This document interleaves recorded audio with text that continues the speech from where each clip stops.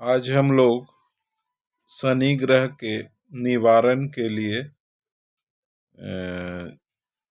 कुछ उपाय पे बात करेंगे। तो सबसे पहले शनि देव के द्वारा दिया गया कष्ट जो कुंडली में आता है, उससे बचाव कैसे हो, उससे निवारण कैसे हो, वो बहुत ही हल्का कैसे हो जाए, दुख तकलीफ से कैसे हम बचें, उनके कोप से कैसे हम बचें, उनके कृपा पात्र कैसे हम बने। तो इस कड़ी में सबसे पहले मैं बात करूंगा कि शनि देव के कृपा पात्र बनने के लिए सबसे पहले आपको शनिवार के दिन ध्यान देंगे। शनिवार के दिन सूर्योदय के पहले पीपल के पेड़ में जल अर्पित करना है। साथ ही उस समय तेल का दीपक जलाना है। वो तेल सरसों का भी हो सकता है, तीसी का भी हो सकता है, तिल का भी हो सकता है। सबसे ज्यादा प्राथमिकता दें आप तिल के तेल की। अब हम आते हैं कि प्रसाद वगैरह, तो जब आप जल देते हैं तो जल में ही काला तिल डाल करके और अर्पित कर दें पीपल के पेड़ में, तो वही प्रसाद रहता है उनका। और जल साथ में जो दीपक जलाते हैं वो पश्चिम पूरब पश्चिम की दिशा में होनी चाहिए। अब हम आते हैं कि अन्य उपाय। देखिए, दान की बात करें तो छाता, काले वस्त्र, कंबल आप दान कर सकते हैं। सामग्री में आते हैं तो तिल दान कर सकते हैं आप, या काले खाद्य सामग्री का दान किया जा सकता है। वो बिल्कुल अच्छा रहेगा। अब हम लोग आते हैं कि पूजा पाठ के द्वारा, तो देखिए हनुमान जी की कृपा शनि देव से बहुत राहत देती है। तो सबसे पहले हम लोग बात करें हनुमान जी का सबसे प्रभावी कौन सा पाठ मंत्र वगैरह है, तो हनुमान जी का मंत्र बिल्कुल आप करें। साथ में शनि देव के शांति के लिए हनुमान जी का पाठ करने के पहले शनि देव का मंत्र का 108 बार जप करना है। मैं वो मंत्र बता देता हूँ। वो मंत्र है ओम शं शनैश्चराय नमः, ओम कोनाय नमः, ओम पीपलाछाय नमः, ओम कृष्णाय नमः। ये 4 स्वरूप में शनि देव के मंत्र का आप जाप कर लें। फिर पुनः हम लोग आते हैं एक मुखी हनुमत कवच।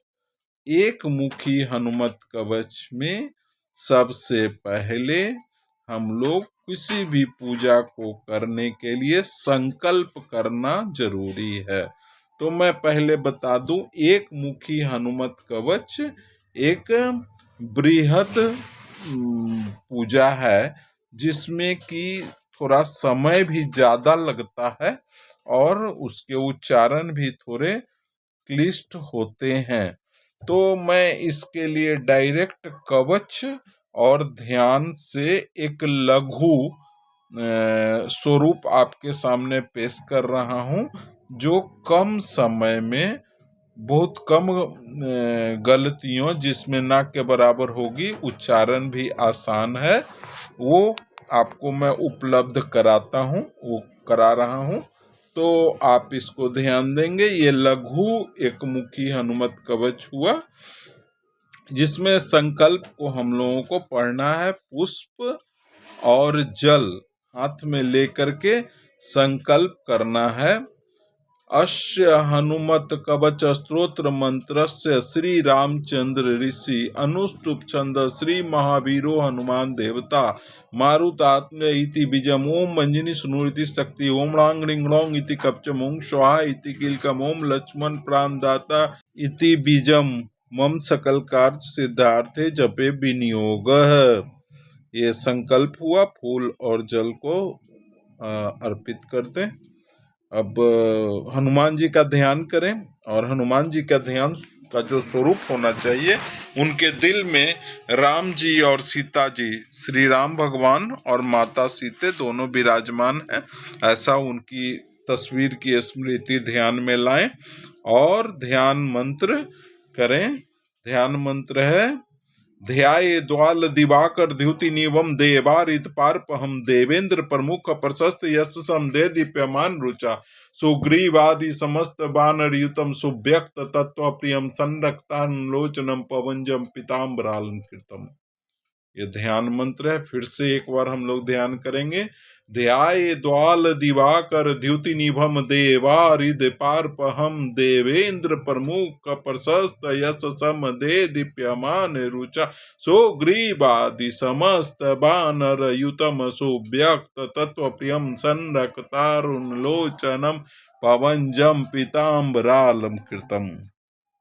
अब हम लोग कवच पे आएंगे। ध्यान तो हो गया। हनुमान पूर्वता पातु दक्षिणे पवनात्मजा पातु प्रतिच्यान रक्षेंदा पातु सागर पार्ग उदीचे अमुद वर्ग पातु केसरी प्रिय नंदन अधस्ता विष्णु भक्तस्तु पातु मध्य च पावनी अवांतर दिशा पातु सीता शोक विनाशन लंका विधाका पातु सर्वापदव्य नियंत्रण सुग्रीव सचिवा पातु मस्तकंबायु नंदन भालम पातु महावीरो भ्रुवो मध्य नियंत्रण नेत्रे छाया पहाड़ी च पातु न प्लवर्गेश्वर कपोले कर्ण मूल च पातु श्रीयाम किंकर नासा क्रमंजनि सुनो पातु वक्त्र मरीश्वर वाचम रुद्र प्रिय पादुजा पिंगल लोचना पातु दंतान फाल्गुने सचिकम दत्त पादा पातु कंठंच दैत्यारि स्कंदो पातु सुरार्चिता भुजो पातु महातेजा करो चरणाई धरना खान खाई दो पातु कुछिंग पातु कपिस्पुरा बच्चो मुद्रा पहाड़ी च पातु सर्वे भुजा युधा लंका विभंजन पातु पुलिस दस नियंत्रम नाभि च रामदूतो सौकटिंग पात नीलाज गोम पातु महाप्रज्ञ स्कित निज सुप्रिय रुच जानी पातु लंका प्रसाद भंजन जंगे पातु महाबहु गुल्पु पातु महाबल अचलो द्वारका पातु पदवस्कर सैन्य बदंत सर सत्वाडे पातु सर्वांगुलिस्तथा सर्वांगनी महावीर पातु रोमानी चात्मान हनुमत कवच मस्तु पटे विद्वान विचक्षणा।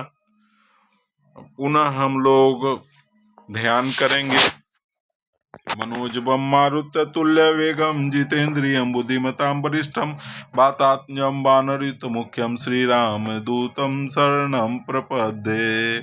उसके बाद हम लोग हनुमान जी से क्षमा मांगेंगे, जो भी शुद्धि अशुद्धि उच्चारण वगैरह में हुआ है, और ये संपन्न हुआ एक मुखी हनुमत कवच।